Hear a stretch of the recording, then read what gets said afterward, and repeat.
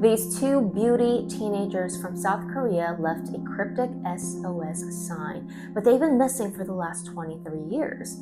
How could you even go missing for that long in South Korea with no trace? Today's story is one of the stories that are so important for young viewers to watch because it exactly shows you how young people are so prone to be tricked and easily manipulated to enter a dark world that not a lot of people know exists, or even if we do know exists, we kind of turn our blind eyes to it. So especially if you are a parent or know somebody that are under the age of maybe 25, especially in their teens, this is an important message to share. By the way, I know I've been gone for a couple weeks. I have been traveling with a K-pop tour and a K-pop group for a couple weeks doing behind the stage, backstage stuff. You can go to my Instagram to check out all the vlogs about it. I've been pretty busy traveling, but I am back now. I personally feel like I have the duty to share these important global true crime stories. So make sure to hit the like button, subscribe, hitting the notification bell because I reply to all the early birds. I'm always live watching these videos with you guys as I click publish. So today's story happened back in 2001, which was a long time ago, but for the parents of Min and Kim, their story has stopped, frozen in time 23 years ago. Min Kyung-mi was a 16-year-old girl from DaeGu, and she was known to be one of the most beautiful students actually in DaeGu at the time. That's how like a lot of sometimes like people get well known, is because like you're one of the most prettiest girl or the most handsome guy in your town or in your city. As you guys know, back in the days, like Korea used to have a word called Ulzzang, which is like the best looking. And just by being pretty or handsome, you would go viral on the internet or on TV shows. So she was known to be like that it girl from DaeGu town. She even went on to win a lot of awards as a child, going out on child pageants. And another beautiful teen who was popular for her beautiful face was Kim Ki-min, who was also 16 at the time. And she was very tall, had model-like features. That's one of the reasons why she was also very popular as well from her town. Friends and family describe her personality as although sensitive and vulnerable at times. And ironically, these two beauty queens of DaeGu became friends and they started to hang out with each other. Maybe back then they were kind of like the Paris Hilton and that other woman, I forgot her name, I'm sorry. But you know, like those pretty girl duos, or maybe Kendall and Kylie of today. And fast forward to 2001, December 7th. They were last seen, the two hanging out. They went to the PC room, they went to the karaoke, they were also having some after school snacks. Min also was seen hanging out with her boyfriend that day, and they were only 16 years old, but because Korea was generally known to be safe, a lot of people would hang out till really late at night. School also went until very late at night as well. So it wasn't out of the norm for, you know, teenagers to be hanging out until like 12 a.m. The friends remember about after 12 a.m. or right at 12 a.m. they would get into a taxi and said that they were going somewhere. Not home, so where could they have gone? From then on though, nobody ever saw Min and Kim ever again. They never showed up to school, they never came home, they just disappeared without a trace. So we had very, very, very limited clues to go off of, but that day, right before they disappeared, Min's boyfriend remembers seeing Kim, her friend. Now the boyfriend says, you know, Kim appeared that day hanging out with Kyung-mi with high heels and makeup on, and obviously for a 16-year-old, especially back in the early 2000s, that was kind of unusual.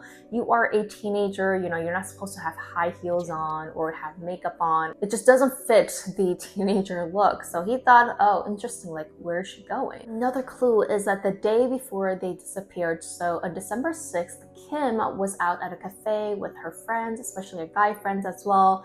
And as they were hanging out, Kim said, "Oh, my oppa is here. I gotta go out to the city." Now, oppa in Korean can mean various things, but generally it means an older male figure. So it could be your literal blood-related brother, like an older brother. It could also mean a man that is just older than you, even just by 1 year, that's not related to you. So anyone that's an older figure, but in this case, she was talking about an oppa, like an older male friend. The friends also remember Kim saying, "He's coming to pick me up."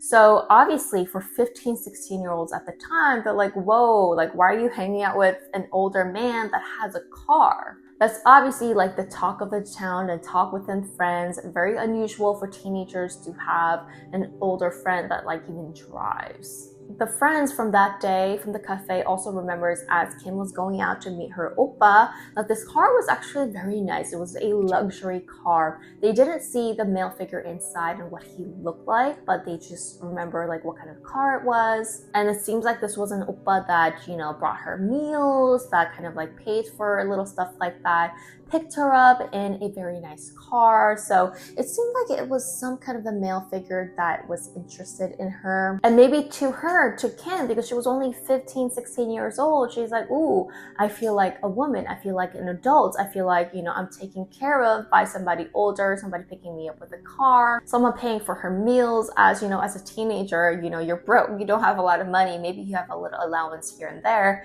But even for me, when I was a teenager, I remember like older people who would buy me things like meals and, you know, coffee or whatever it might be.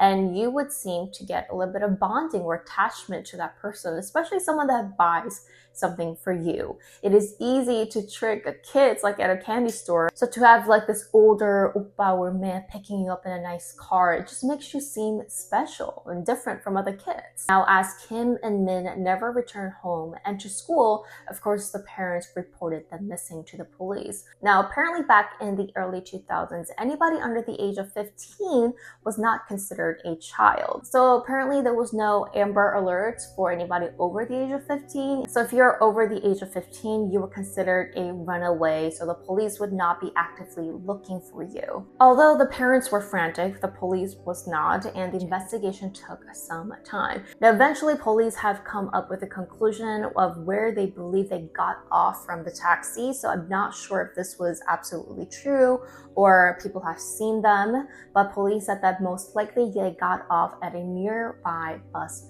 terminal. This was a big bus terminal that would take you to many different cities in South Korea, but this was after 12 a.m., remember? And back then, the bus drivers say that after 12 a.m., there was no bus. Now, today in South Korea, there is something called the Shinya bus, which is like after midnight bus that are very limited, but they will take you around the clock to get you to places after 12 a.m. But back then, there was no bus running after 12 a.m. So why would they even have been at the bus terminal? From there, the bus terminal was the last known trace of Kim and Min. The next eerie clue actually came about 20 to 25 days since they were reported missing. Kim's mother believed that she got a call from Kim to their house phone. In this very short call, Kim's mother says she heard, help me, mom." Kim's mother said, "Where are you?" Kim said, "I'm in Busan, next to the station," and right then and there, she just hung up. This was literally a few-second call, and Kim's mother believed that this was her daughter, but the call was so quick that they were unable to trace where this actually came from. Now, the parents say that it was hard to get the police to cooperate or get any help, so the parents themselves went all the way down to Busan to look for their daughter themselves. But of course, their resources were limited and were unable to find any clue of Kim. Then the next eerie clue came about 3 months since the two went missing, and there was a guy friend of missing girl Min. Now, the guy friend says that he was in the PC room just hanging out, and back then there was like a chat system, apparently kind of like AOL back then, or a chatting app or website. I'm not really sure which exact website it was, but apparently there's even like characters that you could create with your username, and you can also request one-on-one chat with a friend. So one of the guy friends, he was just hanging out alone at the PC room, and he got this request from Min herself. So apparently like he's probably a little bit freaked out, like, wait, Min, the friend that's been missing for about 3 months? So he accepted the chat request, and this is what it said. "Hey friend, Hyunwoo," the guy's friends, "come find me. I'm scared here." Then Hyunwoo replied, "Where are you?" And right then is when she left the chat. And that's also another eerie last known SOS message from Min and Kim, which was really odd because like the two chances that they had, if this really was Min and Kim, is that like, why do they just disappear as soon as you ask them, "Where are you?" right? I mean, because if it was me, I'm like, you know, if you only have like a couple seconds and you know that somebody's watching you, maybe I would send them the address, or like at least know like where you are if you're at Busan location, or if you're at a PC room next to whatever station, like let them know you're alive, whatever location that you can remember where you are at, send it to them right away. Them disappearing right as you ask, where are you? Is it too good to be true? Like, could it be really them? Or could it be maybe like imposters, like faking it? You know, there has been a lot of cases where people are just sick and pretend to be like the victims and prank call the parents or like prank their friends and family and things like that. So was it really them? Or could it be like a prankster? I'm not sure. Or could it be that they really were trying to seek for help, thought that they had time, and they got caught? Maybe there was somebody watching over them, the kidnappers, or whoever it was, and they had no time to explain themselves. The last known possible clue was from Kim's boyfriend. Again, about 3 months since they've gone missing. Kim's boyfriend says that he got a call from an anonymous number, an unknown number. So this anonymous man said, "Are you Hoon, Kim's boyfriend?" He said, "Yes, who are you?" Anonymous man said, "I'm Kim's boyfriend," and introduced himself as the new boyfriend of Kim. So these two started to go and bicker back and forth and argue, apparently cursing and yelling at each other. And eventually this anonymous man said, "Okay, let's meet up at a certain location." Apparently it was like at a market nearby. And he said, "I'll bring Kim to discuss who she's gonna choose," or something like that. So he said, "Okay, fine." So when that time came up, he went to that location, to the market, to meet Kim and the man. He waited there for hours, he says, but never showed up. So was Kim still alive, or could it have been, again, another prank? Or was it a test by the kidnapper or whoever it was that took these two? Unfortunately, this was the last known any call or SOS help by the two teens. Now, when professionals took a look at this case, they believe that they might know what could have happened to the two. Now, they believe that the patterns show that the two could have been illegally sold to the night adult market, if you know what I mean. The illegal night adult market where women are basically sold. And apparently those who have fallen for this trick as well, they say that back in the early 2000s, it was common to have underage girls be sold illegally into these night markets under their will, and they were just kept there, they were brainwashed. And some of them just never came home, or they would cut off their families because due to embarrassment for 10 to 15 years. So seeing the patterns, professionals believe that these two could have fallen into the trap of the illegal adult world. And how the system works to trap these young teenagers is that they would have these young men who are only in their early 20s work as these oppas. So they would even get like rent a luxury car. It's not their car, by the way. They would befriend these teenagers that look a little bit older, like 16 years old, and they would start to buy these young teenagers meals and delicious food, take them to cafes, you know, pay for things. And I remember when I was young as a 15, 16-year-old, I was like, oh, if you meet an older guy who have graduated high school, you know, who may be in the college age-ish, and they're buying you food, they have a car, it makes you seem special. It makes you seem cool, because when you're young, you just want to be an adult and have this freedom. But later on, these oppas actually are working for these gangsters who sell people for the adult world. So could it be that as eventually these older men got the trust of these girls, hence the reason why maybe Kim was seen wearing high heels and makeup to meet the oppa,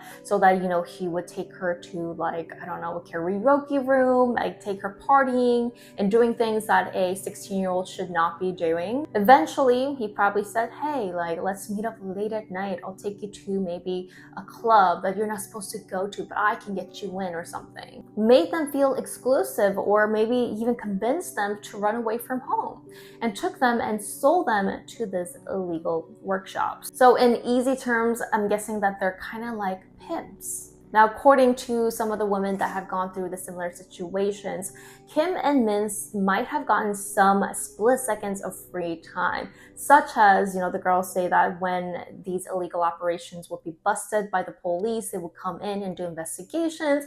And obviously, to run away from the police, the pimps would take all the women, you know, take them to a PC room or somewhere that they might have a little bit of free time to kill time, basically, until the police investigation was over. So it could have been that split split second when Kim was able to go into the PC room, was able to log in, and maybe she was being heavily monitored by the pimps, and during that split second she was able to send a message out to her male friend, but maybe he came over and she got scared and just had to like log off. And maybe for Min, when she called her mother, the pimp was surveillancing her and she got caught, she had to hang up the phone, and from then on she might have been heavily monitored so closely that she was unable to reach out for help ever again. But it's crazy to think that after only 2 potential SOS signals, technically 1 from each, for the next 23 years, no other signs of them being alive has ever been recorded. Now, according to the professionals, they said that there are good chances that Kim and Min might still be alive. Now, there are several reasons why they might have never came back to their family. Again, one of the women says that she, who has experienced something like this, says that she cut off from her family for about 15 years because she felt very embarrassed and she was brainwashed, love bombed in the beginning, or tricked to again join these adult illegal places. Just the shame, the brainwashing, the abuse that they went through, it's almost impossible for them to reach out and get help from the family after years of doing this. Some people even say that, you know, after trying to reach out, maybe they gave up because they were heavily surveillance, and then after that they were just brainwashed by these gangsters and pimps, and they feel just completely helpless. If you were brainwashed at that age, at 16 years old, think about how it would have impacted your adulthood. Some even say that, you know, a lot of these women go through physical and mental abuse, that some of them even are admitted to the mental hospitals. And because they've been admitted to the mental hospital for decades, sometimes the family can't find them. Sometimes they don't even know where they came from, or they forget their names and identity because they've gone literally crazy. Or could it be that something might have really happened to Kim and Min where they were killed?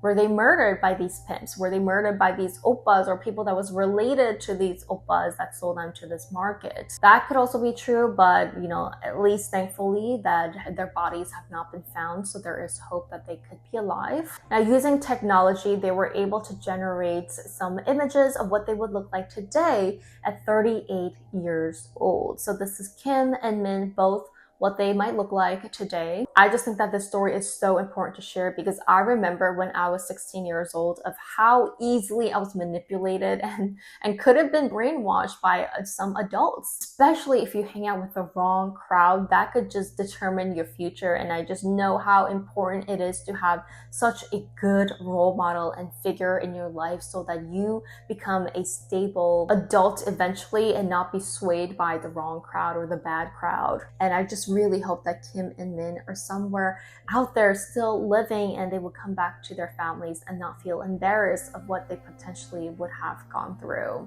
Let me know what you guys have thought about today's case. Remember to hit the like button and share this with your friends who might need this lesson. Thank you for watching and see you in my next video.